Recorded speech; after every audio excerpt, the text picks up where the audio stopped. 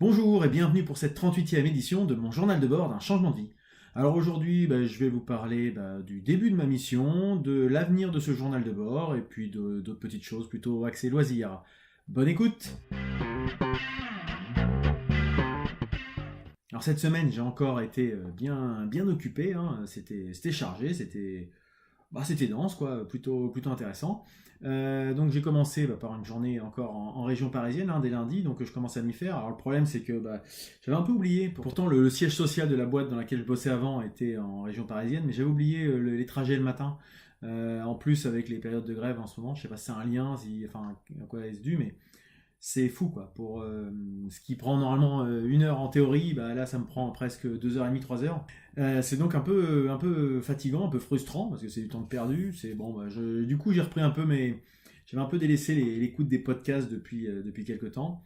Là je m'y remets un peu, j'ai du temps à tuer donc je le fais dans la voiture, c'est plutôt intéressant. Et donc cela étant, qu'est-ce que je peux vous dire pour ma mission? Alors je vous avais parlé du fait que c'était du temps partiel, enfin on envisageait du temps partiel et il s'avère que finalement c'est plutôt du temps plein, hein, parce que il y a beaucoup de choses à faire. Donc là, même si je ne suis pas à temps plein forcément à demeure dans les locaux, mais je travaille aussi en télétravail ici dans mon bureau, donc c'est assez intéressant, c'est assez confortable plutôt. Donc en début de semaine, je me suis un peu mis d'équerre, je dirais, avec les personnes qui ont fait appel à moi, donc pour savoir justement quelles étaient leurs attentes, etc. Donc clairement, ce qu'on m'a dit, c'était attendez, de l'autonomie, de la proactivité, je m'organise comme je veux, l'important c'est que le travail soit fait. Jusqu'ici, tout va bien, j'ai plutôt des conditions assez confortables par rapport à ça. Euh, Ce qui est un peu plus compliqué par contre, et là c'est un peu la difficulté d'être prestataire par rapport à quand on est salarié, c'est l'investissement, dans le sens, l'investissement je dirais dans le temps. Parce que là forcément moi je suis hyper motivé, j'ai vachement d'envie de faire des choses, mais je sais aussi que ma mission va s'arrêter, pour l'instant je ne sais pas quand. Et là où depuis des années, quand on s'investissait sur un projet, on le prenait quasiment de la phase commerciale jusqu'à un petit peu le développement de projet, puis la réalisation et enfin ce qu'on a plus ou moins du service après-vente.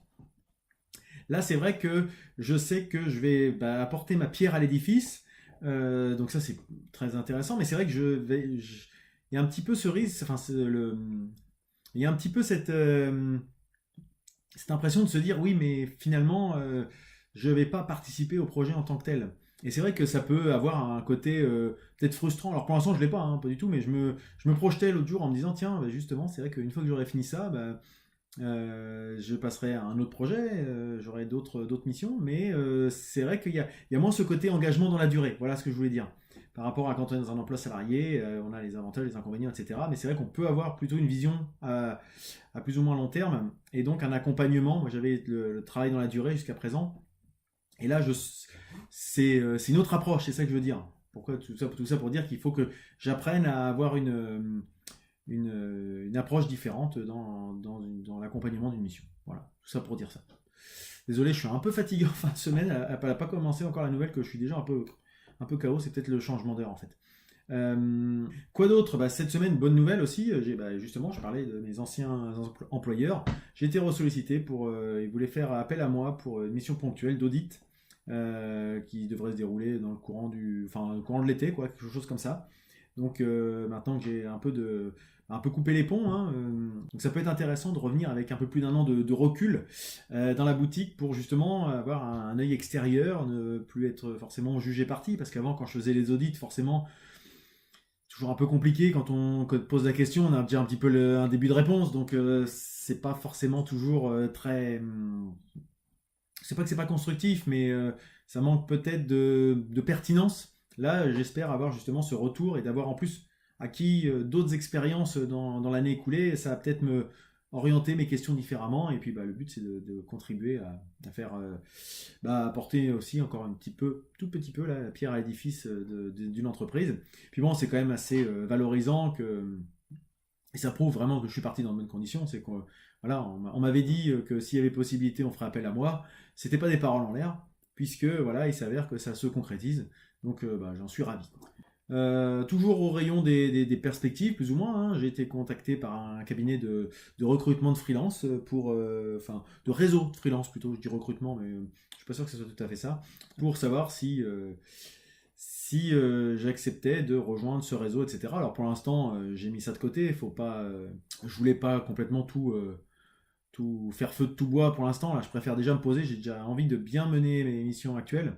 Mais je me suis gardé de côté parce que ça peut être une opportunité à l'avenir. Il faut penser au coup d'après parce qu'effectivement, là, je suis plutôt content de ma mission, mais je sais quand elle a commencé, mais je sais pas vraiment quand elle va se terminer. Et puis derrière, il faut quand même que je puisse avoir des relais, quoi. Quelque chose qui permette de prendre la suite sans perdre trop d'énergie, de dynamique, etc. Et puis c'est vrai que là, du coup, j'ai donné le nom de ma boîte, puisque même si j'ai pas encore reçu le cabis, c'est en cours toujours, mais j'ai pas reçu officiellement. Ma boîte, je vais je vais devoir commencer à facturer pour le début de mission que j'ai lancé. Et c'est vrai que quand j'ai dit de l'huile dans les rouages, on m'a dit ouais, c'est long comme nom. Et c'est vrai que je m'étais jamais trop fait la remarque sous cet angle-là. Moi, je trouvais que le nom il sonnait bien, il me correspondait bien. On m'a déjà fait la remarque que ça sonnait pas de nom de boîte forcément. Mais alors après, il y a aussi ceux qui aiment beaucoup la boîte et qui trouvent que c'est très explicite, etc. Mais il y a aussi ce côté, ouais, c'est long comme nom. Et j'y ai pas pensé à ce côté à la fois, enfin assez pratico-pratique, que c'est long à écrire, que ça peut être vite rébarbatif peut-être. Donc voilà, maintenant c'est pris, hein, c'est parti. Et puis de toute façon, ce sera quand même Nicolas Frébourg qui sera l'intervenant. Mais c'est vrai que de l'huile dans les rouages, c'est le statut social. Donc c'est comme ça que ça sera enregistré. Mais il y a peut-être des gens que ça rebutera d'avoir ce nom-là à taper et à enregistrer dans leur base. Sinon, que ce que je peux vous dire cette semaine, donc je ne vais pas rentrer dans le détail de l'émission, hein, mais c'est très très enrichissant, c'est complexe en fait, et je pense que je vais peut-être plus apprendre en ces quelques semaines, mois là, que finalement dans les dernières années où j'étais rentré dans une espèce de peut-être routine, hein, pour dire les choses comme elles sont. Là vraiment, je mets les mains dans le cambouis, je refais des choses que j'avais pas faites depuis très longtemps, voire une dizaine d'années. Écrire des procédures de A à Z. Moi avant j'avais l'avantage, hein, c'est un rôle un peu confortable de relire ce que faisaient mes équipes, etc., d'apporter mes corrections, voilà, des choses comme ça. Là je dois l'écrire moi-même.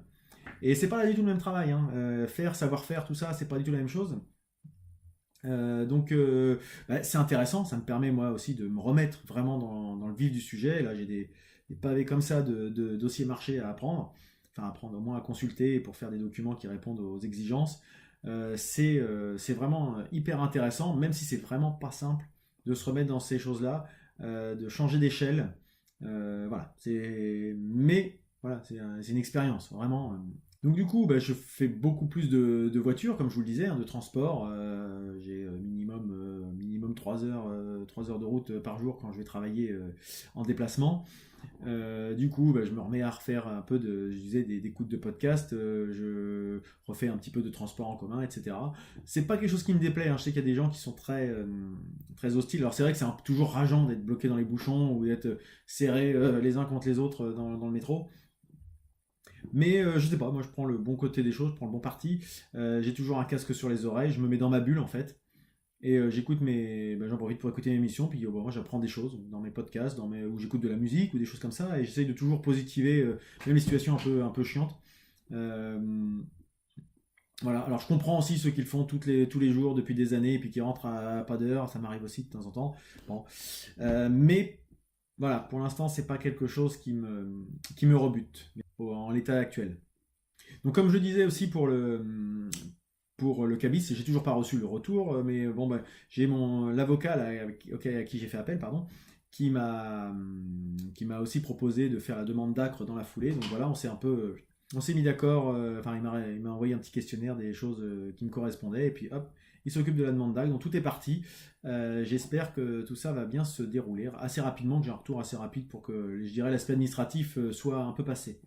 Et d'ailleurs, sur l'aspect administratif, il y a Amélie sur le groupe Facebook que j'anime, hein, en lien avec ce journal, qui m'a fait la remarque effectivement que je n'avais pas détaillé ma réflexion et ce qui avait conduit à ma décision d'opter plutôt vers la SASU plutôt que la CAE. Alors effectivement, c'est pas quelque chose que j'ai fait. Je vous ai donné le résultat de mes réflexions sans vous expliquer un petit peu le cheminement. Pour faire simple, j'ai pas pu aller vers l'auto-entreprise. Enfin, j'ai pas pu parce que j'aurais dépassé les plafonds par rapport au prévisionnel que je voyais là. Donc c'est plutôt positif, hein, déjà. On verra si ça se concrétise. Et donc du coup, enfin, pas les nouveaux plafonds puisqu'ils ont été réévalués. Par contre, la franchise de TVA, elle n'a pas bougé. Donc il aurait fallu avoir une double facturation alors que j'ai qu'un seul et même client pour dire que le début je le facture en prix net, après je dois inclure la TVA. Enfin, ça aurait été, j'aurais quand même dû faire appel à un comptable pour m'y retrouver moi-même. Donc il n'y avait pas vraiment d'intérêt à utiliser le statut d'auto-entrepreneur, enfin micro-entreprise, c'est comme ça que ça s'appelle maintenant. Euh, donc après, pourquoi j'ai pas pris CAE? Donc c'est ce que j'expliquais à Amélie. Moi, c'est quelque chose que je trouve engageant. C'est de l'économie sociale et solidaire. Donc si on s'investit là-dedans, c'est pas, il faut y aller jusqu'au bout, quoi. Et actuellement, j'ai pas le temps. Clairement, enfin, je prends pas le temps. J'ai déjà eu l'occasion de vous le dire. Les loisirs, ils passent complètement à la trappe, que ce soit projet de musique, même les podcasts, même faire du sport, j'en fais plus. Enfin voilà. Là, quand je travaille pas, je suis avec la famille. Voilà. Donc actuellement, c'est comme ça que ça se passe. Donc je me dis, si c'est pour rentrer dans une structure et que finalement je ne m'investis pas complètement dans le système, il y avait pas, enfin moi, en termes de valeur, ça me parlait pas, quoi. Après, je pense quand même que c'est des structures qui ont des avantages complètement évidents, et peut-être que je m'engagerai plus tard dans un autre format, dans l'accompagnement, je sais pas, enfin sur d'autres actions de l'économie sociale et solidaire. Mais en tout cas, pour l'instant, je voulais vraiment avoir la tête vraiment dans mon lancement d'entreprise pour pas rater les étapes et pas vouloir un peu aller trop vite ou quoi que ce soit. Alors, c'est peut-être un mauvais choix de ma part, je sais pas. En tout cas, c'est mon choix. C'est comme ça que je l'ai fait. Euh, et puis, il y a quand même autre chose. C'est ce que je disais, c'est que je voulais aussi avoir un peu d'autonomie. Je voulais faire mon truc moi-même. C'est peut-être un côté mégalo ou égocentrique ou je sais pas. J'avais vraiment cette approche de dire je voulais rendre des comptes qu'à moi-même, à mes proches, etc., mon entourage proche. Et dans une CAE, on est quand même tous solidaires. C'est pas le problème, hein. Moi ça me va bien d'être solidaire avec plein de gens, mais c'est que là, j'avais un peu cette impression quand même que bah, quand on veut faire quelque chose, il faut un peu demander à la structure, même s'ils disent toujours oui, mais c'est le fait de quand même devoir demander. C'est comment dirais-je, il fallait que les choses soient établies au nom de la CAE, les documents, etc. Donc moi, ça m'embêtait un peu, toutes ces choses-là. Enfin, ça m'embêtait, c'est pas que ça m'embêtait, mais c'était pas forcément l'optique que j'avais. Moi, je voulais vraiment être entrepreneur, au sens, je suis libre de mes mouvements. Alors, c'est le cas quand même dans une CAE, mais il y avait cette petite chose qui me titillait un petit peu, quoi. On ne pouvait pas embaucher, par exemple, non plus, puisqu'on était nous-mêmes salariés. Enfin voilà, vous voyez, c'est des petites choses, même si j'envisage pas pour l'instant d'embaucher ou de grandir ou quoi que ce soit, mais bah, ça pourrait être un frein. Et donc, en tout cas, c'est pas du tout une question fiscale ou de rémunération ou de choses comme ça. C'était vraiment, je crois que c'est à peu près la même chose, hein, d'ailleurs, hein, quand je regardais les cotisations, etc. C'est même peut-être plus avantageux d'être en CAE. Donc, c'est vraiment pas ces approches-là qui m'ont fait choisir. C'est vraiment le côté être le seul maître à bord, entre guillemets, du bateau, quoi. Donc j'espère que ça répond bien à la question qui m'était posée, et puis que peut-être ça répond aux questions que d'autres se posaient. N'hésitez pas, hein, faites comme Amélie, à aller poser des questions s'il y a des choses qui ne sont pas claires ou pour lesquelles je passe un peu vite. Il n'y a aucun souci, je m'efforcerai d'y répondre le plus rapidement possible, ou bien directement par rapport au message qui me sera envoyé, ou bien par ces vidéos. Je dis, j'ai quand même fait, je ne mets pas complètement les loisirs de côté, hein, je vous ai dit, j'ai fait un concert. J'avais prévu de faire un concert rock metal jeudi. Donc bah, ça a été assez dense, assez intense, hein, pareil. Hein, je vous dis, c'est du. Ce que j'aime bien moi dans ce genre de musique métal, hein, après je comprends que ça ne plaise pas à tout le monde. C'est un petit peu le côté viscéral qu'il y a dans cette musique. Il y a dedans, on peut tout analyser, hein, comme n'importe quelle musique, mais j'aime bien la sensation que ça procure, là où dans certaines musiques, on est plus dans l'intellectualisation, etc. Là, moi, j'aime bien aussi, hein, écouter des musiques où j'aime bien me triturer le cerveau sur certains trucs, dans certains styles de métal également, mais j'aime bien aussi le côté très viscéral de ce genre de musique qui j'aime bien le répéter aussi, hein, là je fais un peu de prosélytisme, j'exagère, mais et surtout dont les fans, pardon, sont constitués de gens en général assez bienveillants, tolérants, qui peuvent être complètement à l'opposé de l'image qu'on peut avoir quand on est extérieur à ce monde-là. Voilà. Et d'ailleurs, donc j'ai rencontré plein de gens, vus, revus ou rencontré des gens que je ne connaissais pas avant. C'est le cas donc de Laurent, donc je vous disais, avec qui j'avais fait le défi, et son camarade Julien, et son épouse d'ailleurs, qui avait fait le déplacement pour venir ici. Donc ils sont aussi sympas dans la vraie vie que sur les réseaux et sur les podcasts. Et puis d'anciens potes, voilà, c'est l'occasion de passer un bon moment aussi au niveau d'un concert. Voilà, c'est un prétexte finalement. Voilà, c'était plus ça. Et puis ça a servi aussi un peu de se défouler, c'était cool. Voilà un petit peu pour la semaine. Alors, je vais aussi vous parler du... J'avais posé une question par rapport à l'avenir de ce journal. On me disait, est-ce que ça vaut le coup de continuer? Est-ce que ça vaut le coup surtout de continuer à la même fréquence, etc. Je pense quand même que je vais lever un peu le pied, pour être franc. Parce que c'est vrai que le lundi matin, je me lève super tôt pour partir. Enregistrer le dimanche soir, ça me coupe un peu la journée. Voilà, c'est peut-être ou je vais peut-être trouver un autre créneau pour le faire, je sais pas, peut-être plus le lundi ou peut-être tous les 15 jours, ou je vais voir. Mais en tout cas, j'ai eu des retours de plusieurs personnes. J'en citais quelques-unes. Alors, Aude, qui n'est pas contre le fait d'espacer, effectivement, si j'ai rien à dire, autant parler quand j'ai quelque chose à dire, voilà, je suis tout à fait d'accord. Et qui proposait de faire peut-être un peu plus de tête à tête, finalement. Et c'est un peu ce que j'avais en tête, justement, de dire, moi, si j'ai moins de choses à dire, donner la parole à des gens qui, eux, ont aussi fait ces choses-là. Donc ça fait longtemps que je voulais le faire. Là, ça peut être l'occasion de, moi, entre guillemets, ça me fait un peu moins travailler à préparer. Et je fais travailler les autres. Non, je rigole, mais c'est vrai que ça peut être une autre approche d'avoir un peu un autre d'autres sons de cloche pour alterner un peu les journaux de bord comme ça, voilà. Et du coup, c'est intéressant puisque là-dessus, il y a Blandine qui m'a fait une suggestion. Alors, j'avais déjà eu moi eu en tête également. C'était de donner la parole à mon épouse pour qu'elle donne sa perception du changement de vie, justement. Parce que moi, je vous donne mon point de vue. Mais c'est vrai que d'avoir le point de vue du conjoint par rapport au changement que ça implique, si elle y a vu un gain, un confort, ou au contraire, s'il y a beaucoup d'ennuis que ça crée, etc., du stress, etc., etc. Surtout qu'elle a fait un petit peu de changement de vie aussi dans sa carrière.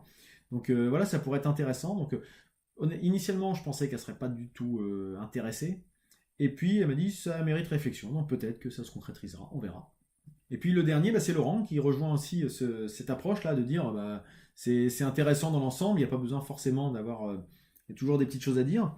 Et notamment, il n'y a pas forcément besoin de dire beaucoup de choses sur l'avancement du projet, puisque maintenant il est quasiment abouti. Enfin voilà, maintenant je peux faire l'avancement de est-ce qu'il y a des choses que je trouve réussies, des choses moins bien dans mon quotidien, etc.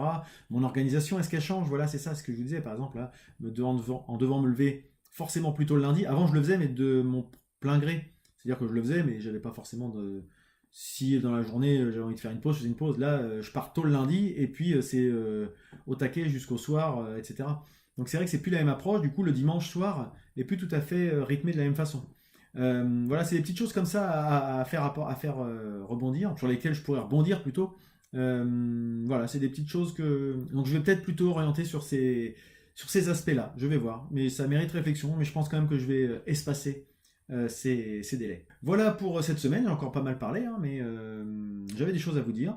Comme d'hab, de toute façon, je pourrais parler pendant des heures. Je vais tout de suite passer au planning de la semaine à venir.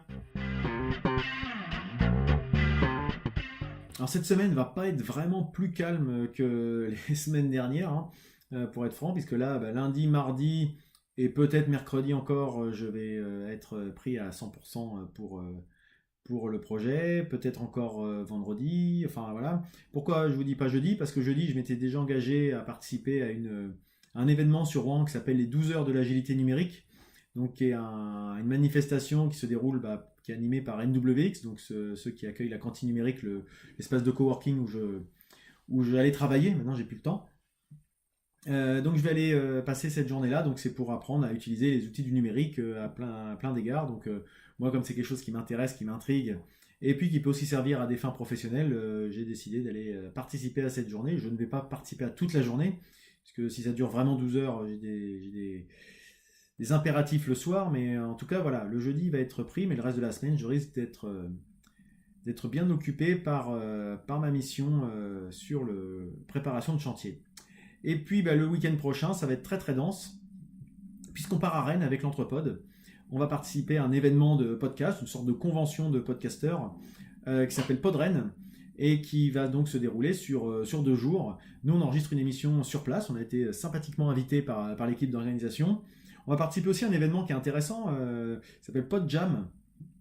Jam, un peu, si vous êtes musicien, les jamming, c'est un peu les buffs, hein, c'est-à-dire on prend des instruments en fonction de ce qu'on connaît un peu, et puis on improvise des morceaux comme ça, et puis on fait tourner des trucs, et puis on s'éclate, et puis s'il en reste rien, il en reste rien. Là, c'est un peu pareil, c'est tous les podcasteurs qui vont être présents, il y a des équipes qui ont été formées, et puis il y a des concepts de podcasts qui vont être créés pendant 2 heures, je crois, un truc comme ça, commencer à voir ce qu'on peut créer, un peu sur de l'improvisation, etc., en mélangeant les équipes, les réflexions, etc. Donc je trouve ça, moi ça m'éclate ce genre de démarche. Je suis pas le plus créatif en général, donc je risque d'être peut-être un peu à sec rapidement, pour être franc. Mais, mais justement, ça va me permettre peut-être de m'ouvrir à de nouvelles choses avec des personnes qui vont avoir des angles d'approche différents. Et voilà. Donc voilà, ça risque d'être très très intéressant, mais du coup, ça fait un gros week-end bien chargé. Heureusement que le lundi est férié, hein, parce que sinon, ça va être un petit peu dense. Et puis une répète, bien sûr, vendredi soir. Donc vous voyez, ça va être costaud. Et le problème qu'il y a aussi, c'est que là, on est dimanche soir et j'ai encore rien préparé pour l'enregistrement de l'entrepôt de la semaine prochaine. Donc, je vous dis, je vais avoir de quoi m'occuper cette semaine. Ça va être dense. Voilà pour le planning de la semaine. Et je vais passer tout de suite à ma recommandation. Ma recommandation, sans grande surprise, hein, je vous ai déjà un peu dévoilé mes activités actuellement, c'est un podcast. Hein, voilà, j'en écoute pas mal en ce moment, donc forcément, ça me donne des idées et puis j'ai envie de les partager avec vous. Donc c'est un podcast qui s'appelle Il n'y a plus de papier. Et il n'y a plus de papier, de quoi ça parle? C'est un podcast qui est animé par par des scénaristes. Ces scénaristes, c'est Adrien et Mathieu, qui travaillent en binôme, visiblement. Et ils invitent des personnes à parler du métier de l'écriture, mais de l'écriture au sens large, c'est-à-dire l'écriture pour romancer, de l'écriture, tout ce qui a besoin d'un peu de créativité pour naître, mais aussi d'écriture de scénario, pour rentrer dans des détails un peu plus techniques, etc. Donc là, j'en ai écouté quelques-uns. Alors, ils en ont 24 à ce jour, je crois, oui, si je dis pas de bêtises, c'est ça. J'en ai écouté 6 ou 7. Donc ça parle de vraiment plein de choses. Et ils ont plein d'invités aussi, c'est ça qui est intéressant. Ils n'ont pas que leur propre expérience à mettre en avant. Donc ça parle de créativité, ça parle de se former à la créativité. Là, ils en ont d'autres, mais ça peut intéresser plein de gens, puisqu'il y a vendre un projet, gérer l'échec et rester motivé, voilà. Toujours selon leur angle de scénariste, etc. Mais voilà, c'est justement sous une autre approche. Comme je vous dis, des fois, c'est bien de changer d'angle. Et pas être uniquement dans l'angle de l'entrepreneuriat, etc. Même si c'est comme ça que j'avais un peu orienté mon journal de bord. Mais voilà, avoir les approches de personnes qui sont dans des univers complètement différents, parce que c'est parce que j'ai fait un défi écriture pendant un mois que je me considère comme écrivain.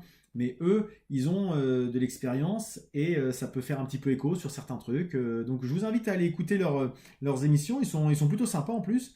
Par exemple, un des derniers que j'ai écouté, c'est les outils du créatif. Et le prochain que je vais lancer, justement, c'est comment aborder un nouveau projet. Ça s'applique à n'importe quelle, je dirais, à n'importe quelle activité, finalement, que ce soit professionnel, loisir, spécialisé dans l'écriture et quoi que ce soit.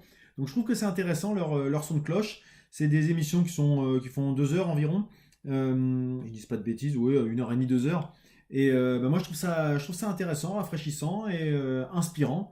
Je vous invite à y jeter une oreille, au moins sur les premiers. Si vous êtes déjà dans le domaine de l'écriture, vous avez envie de vous lancer, c'est bien d'avoir les retours de certaines personnes face aux difficultés, les petits avantages, les petites techniques, les petits trucs et astuces qu'ils peuvent partager. Si vous avez envie de vous lancer dedans, savoir un peu les cursus, les gens vers qui se tourner, etc., les difficultés inhérentes au métier. Enfin, moi, j'apprends plein de choses. C'est quelque chose que j'ai découvert assez récemment. Si je dis pas de bêtises, je crois que l'un des deux animateurs intervenait également dans le MOOC dont je vous avais parlé, comment devenir freelance, il y a quelques temps, ou se lancer en freelance, je ne sais plus le nom, mais il intervient justement pour partager, il intervient plusieurs fois pour partager son retour d'expérience justement. Et c'est marrant de le retrouver dans un podcast, alors j'avais pas fait le lien à l'époque. Euh, Comme quoi, hein, vous voyez, tout est maillé. Hein. Il y a pas de, quand on fait un peu attention aux choses, après on peut dire c'est des signes ou je sais pas quoi, mais c'est plutôt quand on est attentif, on arrive à faire le lien entre plein de choses, relier les points. Voilà, donc je vous invite à y jeter une oreille et puis à me dire si ça vous plaît ou si vous avez pareil, encore comme d'habitude, si vous avez des choses dans le même genre ou au contraire si ça vous botte pas du tout leur approche, etc. C'est toujours intéressant d'avoir vos retours. Voilà pour cette semaine, et je terminerai donc avec une citation de Félix Leclerc qui dit « Il y a plus de courage que de talent dans la plupart des réussites ». À mon tour de conclure, et je vous dirai restez curieux, testez, essayez, expérimentez. Il y aura peut-être quelques échecs en chemin, mais en tout cas, croyez en vous. À la semaine prochaine. Ou pas.